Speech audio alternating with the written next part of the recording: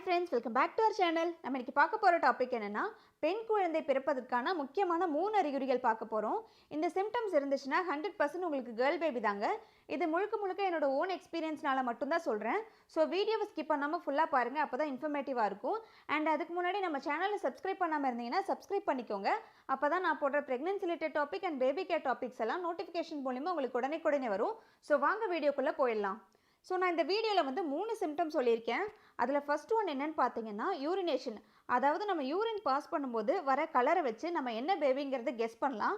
So பெண் குழந்தைக்கான symptom என்னென்னு பார்த்தீங்கன்னா, யூரினரி சிம்டம் என்னென்னு பார்த்தீங்கன்னா, லைட் எல்லோவாக இருக்கும், இல்லைனா ஒயிட் கலரில் இருக்கும். அதாவது நம்ம யூரின் பாஸ் பண்ணும்போது நீங்கள் அந்த கலரை நோட்டீஸ் பண்ணிங்கன்னா ரொம்பவே மைல்டு எல்லோவாக இருக்கும்.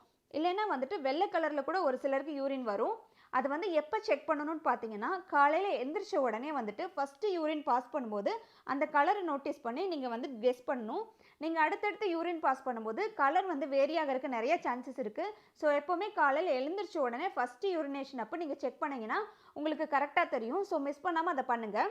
அதில் செகண்ட் ஒன் என்னென்னு பார்த்தீங்கன்னா, நம்மள வயிற்றோட கோடு.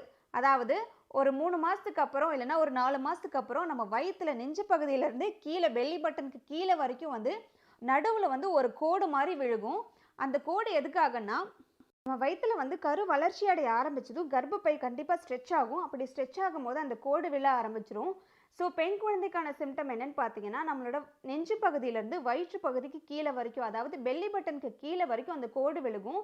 சாதாரணமாக பெண் குழந்தைக்கு பார்த்தீங்கன்னா அந்த கோடு ரொம்பவே டார்க்காக இருக்கும், கருப்பு நிறத்தில் டார்க்காக இருக்கும். பாய் பேபிக்கு என்னென்னு பார்த்தீங்கன்னா சன்னமாக இருக்கும், ஒரு சிலருக்கு அது கண்ணுக்கு கூட தெரியாது. ஸோ கேர்ள் பேபிக்கானா ஈஸியாக கண்டுபிடிச்சலாம். அந்த கோடு ரொம்பவே டார்க்காக இருக்கும், அது கடைசி வரைக்கும் மறையாது. டெலிவரி முடிஞ்சு கூட ஒரு சிலருக்கு இருக்கலாம். ஸோ இது வந்து செகண்ட் சிம்டம். நம்ம தேர்ட் சிம்டம் என்னென்னு பார்த்தீங்கன்னா, நம்ம மார்பகத்தில் ஏற்படுற சேஞ்சஸ் வச்சு சொல்லலாம். அதாவது பிரெஸ்ட்டோட சேஞ்சஸ் எப்படி இருக்கும்னு பார்த்தீங்கன்னா, பொதுவாக வந்துட்டு லெஃப்ட் சைடு பிரெஸ்ட் வந்து பெருசாக இருக்கும். அதாவது பெண் குழந்தை பிறப்பதற்கான அறிகுறி வந்துட்டு மார்பகத்தில் வச்சு எப்படி கண்டுபிடிக்கணும்னா, ரைட் சைடை கம்பேர் பண்ணும்போது லெஃப்ட் சைடு வந்து நம்மளுக்கு பெருசாக இருக்கிற மாதிரி ஃபீல் ஆகும். அப்படி இருந்துச்சுன்னா 100% இது கேர்ள் பேபிக்கான சிம்டம் தாங்க.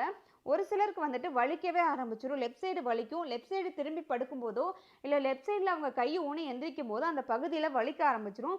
அப்படி இருந்தாலும் கண்டிப்பாக வந்து அது கேர்ள் பேபிக்கான சிம்டம் தாங்க. ஸோ இந்த 3 சிம்டம் இருந்துச்சுன்னா நீங்கள் ஓரளவு கெஸ் பண்ணிடலாம் இது வந்துட்டு கேர்ள் பேபிக்கான சிம்டம் தாங்கிறது. ஸோ இந்த வீடியோ யூஸ்ஃபுல்லாக இருந்துச்சுன்னா கண்டிப்பாக லைக் பண்ணுங்கள், ஷேர் பண்ணுங்கள், சப்ஸ்கிரைப் பண்ணுங்கள். தேங்க்யூ.